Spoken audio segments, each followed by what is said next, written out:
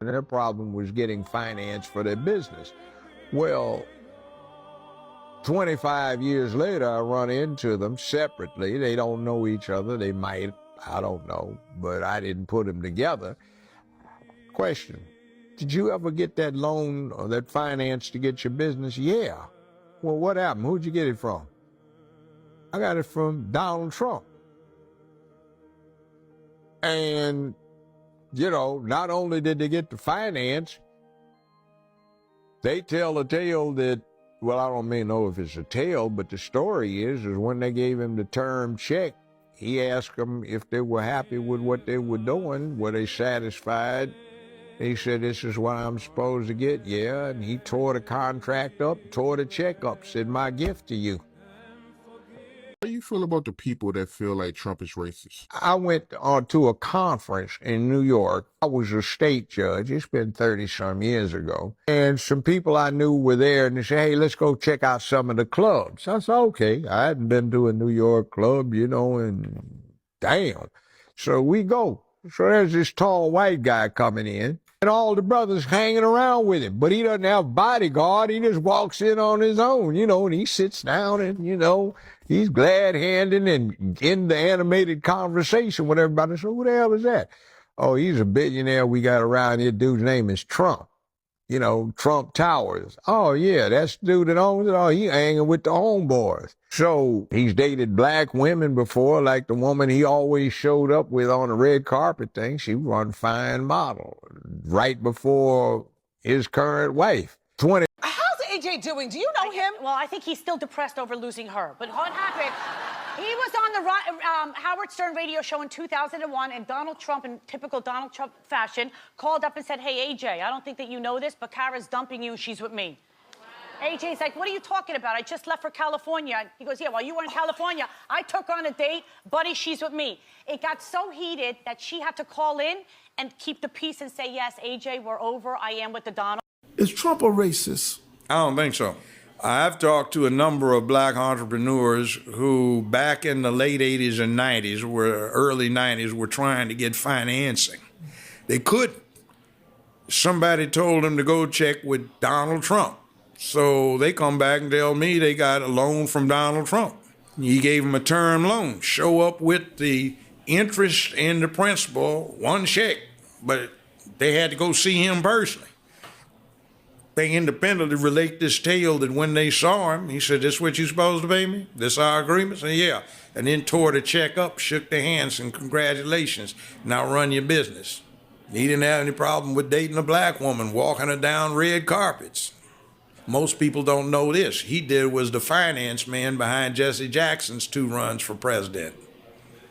Wow. I now want to bring forth a friend who has he is deceptive in that his social style is of such.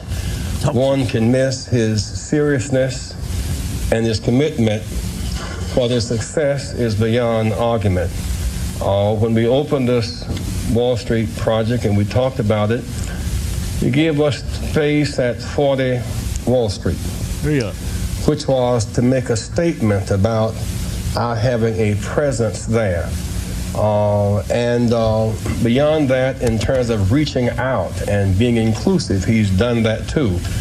And created for many people a comfort zone when I ran for the presidency in 84 and 88. And many others thought it was either laughable or something to avoid. He came to our business meeting here in New York because he has this sense of the curious and a will to risk to make things better. And so aside from all of style and his pizzazz, he's a serious person who's an effective builder of building for the builder of people. Last year he was a part of our workshop, of our panel workshop on what are the challenges and opportunities. And so this, a year later, Donald Trump, for a few minutes, challenges and opportunities to embrace the underserved communities. Donald Trump.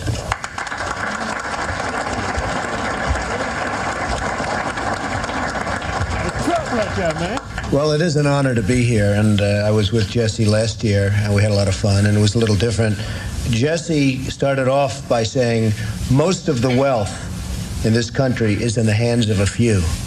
And I thought to myself, is that a bad thing?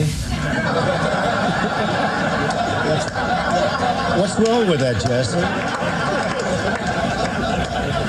But he did have an expression last year. And I was just telling Roger.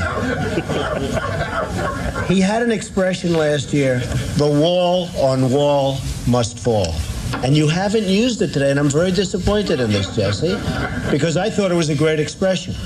And I heard the expression about 14 times, and then he came to me at the end of the session, and he said, listen, I want some office space in your building on Wall Street, because the wall on wall will fall. And I said, it's okay, Jesse, I'll make a good deal with you. I'll get you some space. You'll pay about $40 a foot. And he said, no. I don't want to pay 40. I said, how about 30? No. It was the cheapest deal I ever made in the history of 40 Wall Street. Is that right? He got it for nothing. He's a very tough negotiator. We know that, right? Nah, he's a terrific guy. We love him, and I'm here for him. And the snow came, and I said, gee, nobody's going to show up, and look at this place, it's packed. Well, I'll just say a few words. I mean, Wall Street and New York City and this whole region is doing unbelievably well.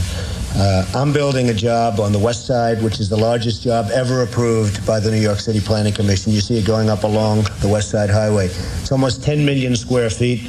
It's 18 buildings, and it's really going to be something. I will tell you, a large percentage of the people, and especially in construction, that are building these great jobs are black and minorities, and I'm very proud of it. We have close to 25%, and I think the number's going up, and they do a great job. There are no better builders than we have in New York, and a big percentage of that is black and minority folks. So I just want to thank everybody in the room for being here. I look forward to some questions, and then I don't know how we're ever going to leave this building today, because if you look outside, it is terrible, but we'll figure a way. There's always a way, and thank you, Jesse, and congratulations.